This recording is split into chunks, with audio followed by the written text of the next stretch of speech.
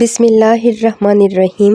بنت حوا وائس میں تمام سننے والوں کو خوش آمدید۔ حضرت موسیٰ علیہ السلام نے جب فرعون کی مخالفت شروع کی تو فرعون نے حضرت موسیٰ علیہ السلام کو قتل کر دینے کا حکم دیا اور لوگ آپ کی تلاش میں نکلے تو فرعونیوں میں سے ایک نیک آدمی نے حضرت موسیٰ علیہ السلام کی خیر خواہی چاہی اور انہیں مشورہ دیا کہ وہ اپنی جان بچانے کے لیے کہیں اور تشریف لے جائیں۔ چنانچہ آپ علیہ السلام اسی وقت نکل پڑے اور مدین کی طرف رخ کر لیا اور کہنے لگے، مجھے امید ہے کہ میرا پروردگار مجھے سیدھی راہ پر چلائے گا۔ مدین وہ مقام ہے جہاں حضرت شعیب علیہ السلام تشریف رکھتے تھے۔ یہ شہر فرعون کی دسترس سے باہر تھا اور حضرت شعیب علیہ السلام کا ذریعہ معاش بکریاں چرانا تھا۔ آپ علیہ السلام کی 2 صاحبزادیاں تھیں۔ حضرت موسیٰ علیہ السلام جب مدین کے مقام پر پہنچے تو آپ علیہ السلام نے وہاں ایک کنواں دیکھا اور لوگوں کا ایک گروہ اپنے جانوروں کو اس کنویں میں سے پانی پلا رہا تھا اور 2 لڑکیاں اپنی بکریوں کو پانی پینے سے روک رہی تھیں۔ حضرت موسیٰ علیہ السلام نے سارا ماجرا دیکھا تو اس کی وجہ پوچھی تو لڑکیوں نے بتایا کہ ہم سے پانی کا ڈول نہیں کھینچا جاتا اور ہمارے والد بھی بہت بوڑھے ہو چکے ہیں۔ ہمارا معمول ہے کہ ہم اس وقت تک اپنی بکریوں کو پانی نہیں پلاتی جب تک یہ لوگ یہاں سے چلے نہ جائیں۔ جب یہ لوگ چلے جائیں گے تو جو کنویں میں پانی بچے گا وہ ہم اپنی بکریوں کو پلا لیں گی۔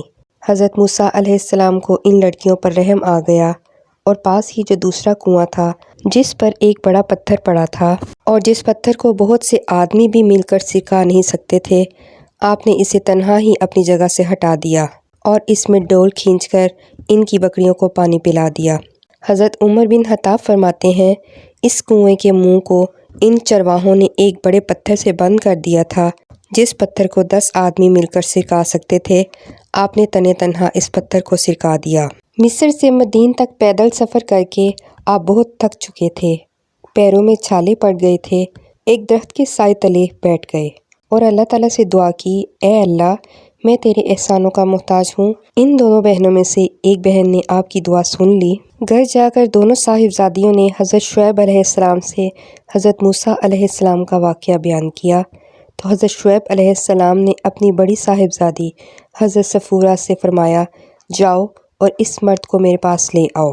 مفسرین نے لکھا ہے، اپنے چہرے کو آستینوں سے چھپائے اور جسموں کو چھپائے بڑی شرم سے چلتی ہوئیں حضرت موسیٰ علیہ السلام کے پاس آئیں اور آپ سے کہا کہ چلیے، ہمارے والد آپ کو بلا رہے ہیں تاکہ آپ نے جو ہمارے جانوروں کو پانی پلایا ہے اس کی اجرت دے سکیں۔ جب موسیٰ علیہ السلام حضرت شعیب علیہ السلام کے پاس پہنچے تو آپ نے حضرت شعیب علیہ السلام کو اپنا سارا حال بیان کیا۔